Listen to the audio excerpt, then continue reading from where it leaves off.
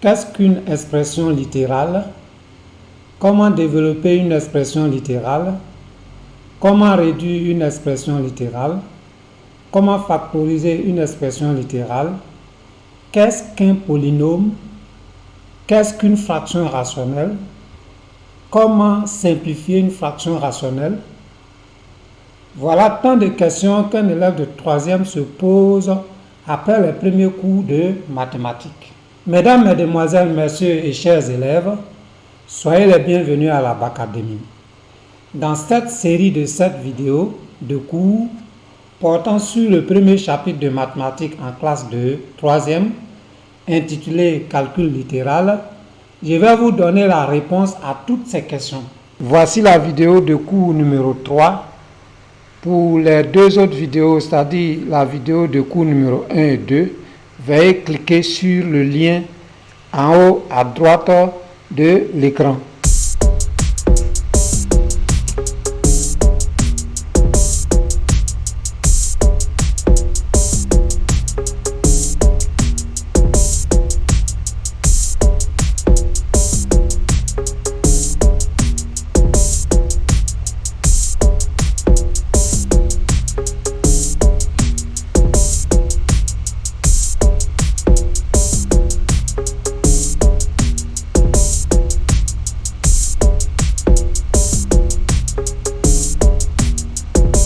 Bien, nous passons à la troisième partie, c'est-à-dire factorisation.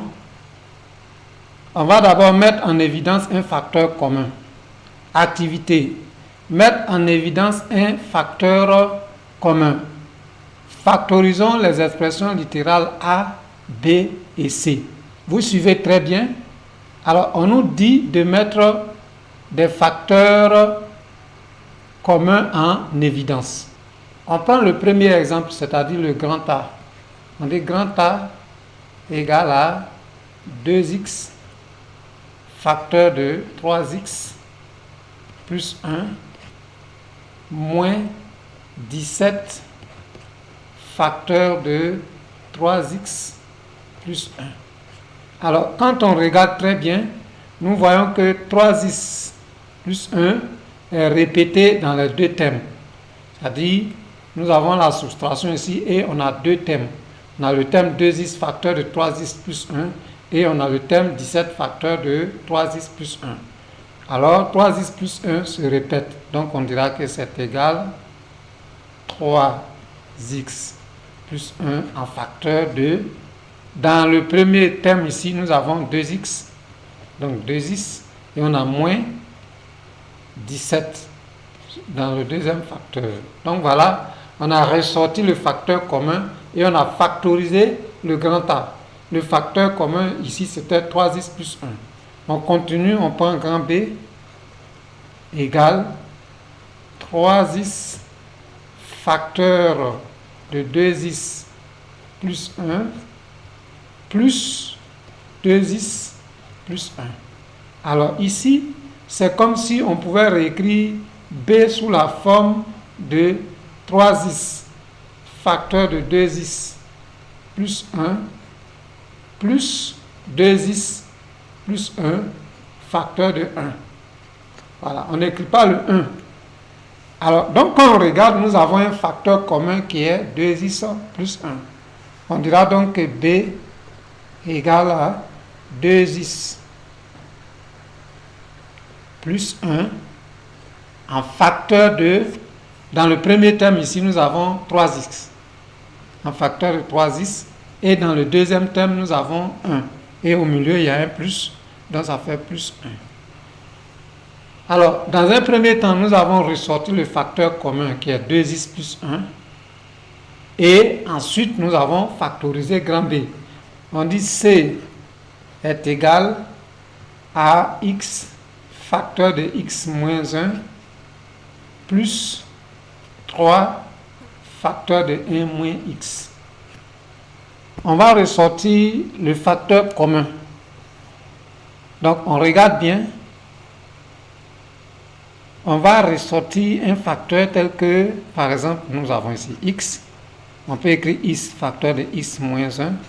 Et on peut mettre moins ici, 3 Et quand on met moins, les signes à l'intérieur vont changer.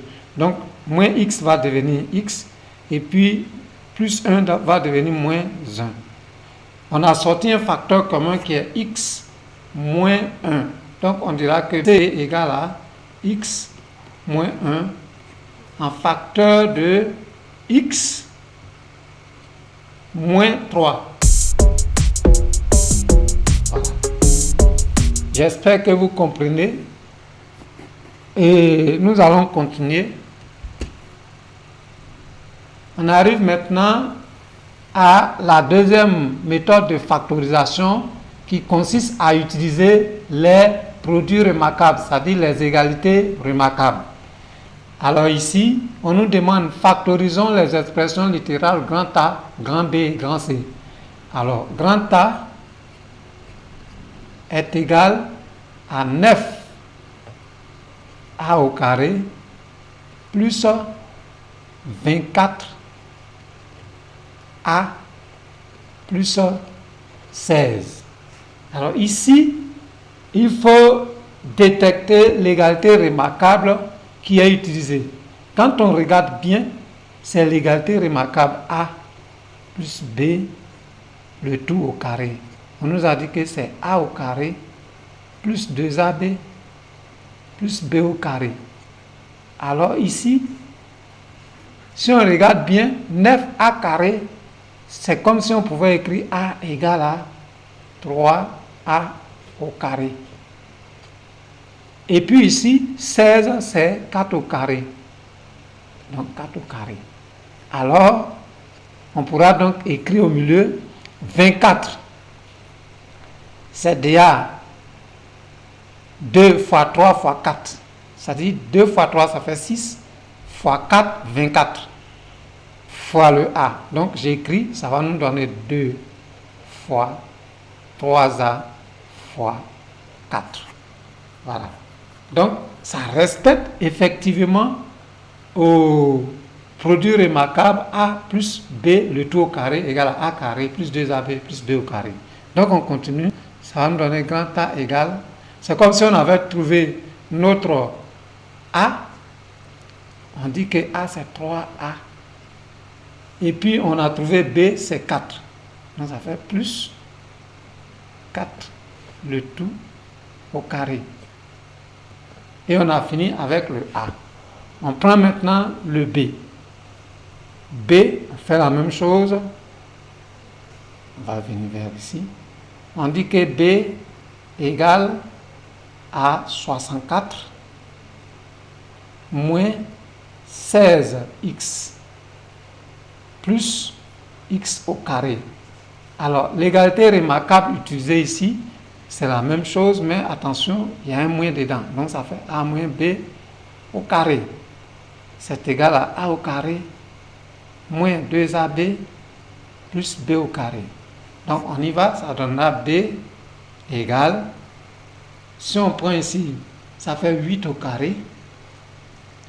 Ici, c'est 2 multiplié par 8 multiplié par x, et là on a x au carré. Donc B égale, nous avons retrouvé notre A, c'est 8, et nous avons retrouvé notre B, c'est x. Donc ça fait 8 moins x, le tout au carré. On passe maintenant à C. On nous dit C égale 25 moins, entre parenthèses, 3x plus 7, le tout au carré. Alors quand on regarde très bien, cela ressemble à l'égalité remarquable qui dit A au carré moins B au carré égale à A plus B en facteur de A moins B. C'est ça qu'on a ici. Donc, voilà nos égalités remarquables.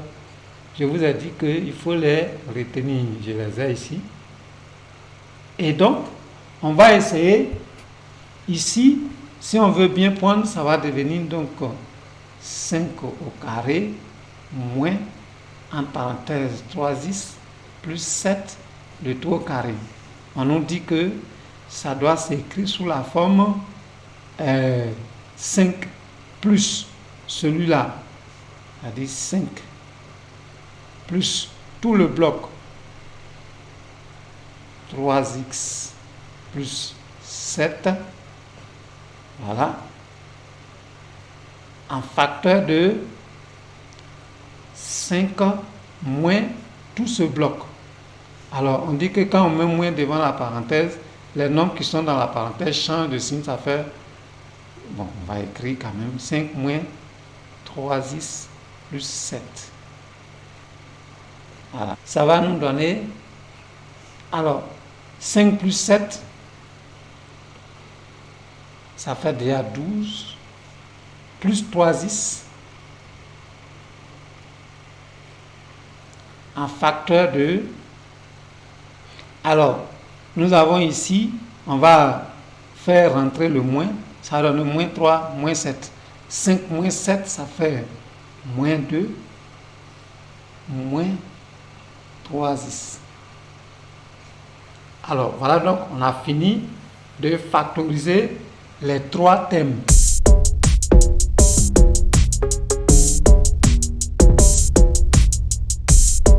En grand 3, nous allons étudier des exemples d'expressions littérales. Petit 1, polynôme. On considère l'expression littérale 5x au carré. C'est un monôme en x. Donc ici, quand vous voyez une écriture de ce genre, dites-vous que c'est un monôme. 5 est le coefficient du monôme. 2 est le degré du monôme. On rappelle que x différent de 0, x puissance 0 égale à 1. C'est-à-dire que si le x n'est pas égal à 0, alors si vous faites x puissance 0, ça donne 1. Ça veut dire que 4x puissance 0, c'est égal à 4. Puisque le x puissance 0 égale à 1, 4 fois 1, c'est 4. Donc, tout nombre différent de 0 est un monôme. Donc, quand vous prenez vos nombres, 1, c'est un monôme, 2, c'est un monôme, 3, c'est un monôme, ainsi de suite. De même, 5x carré est un monôme de degré 2. Si vous prenez 5x, c'est un monôme de degré 1. 5x au cube, c'est un monôme de degré 3. On continue. On considère l'expression littérale 22x puissance 9 moins 76x puissance 6 moins 5. C'est une somme algébrique de monômes. Ces termes sont ordonnés suivant les puissances décroissantes de x. 22x puissance 9 est le monôme de degré le plus élevé. Il a 9 pour degré. Donc quand vous regardez 22x puissance 9, le degré de ce monôme c'est 9. On dit que 22x puissance 9 moins 76x puissance 6 moins 5 est un polynôme de degré 9. Donc ici nous avons un polynôme qui est la somme de monômes et le degré de ce polynôme est le degré du monôme qui a le degré le plus élevé. Or, le monôme qui a le degré le plus élevé, c'est 22x puissance 9. Et 9 est son degré. Donc, le degré du polynôme sera 9.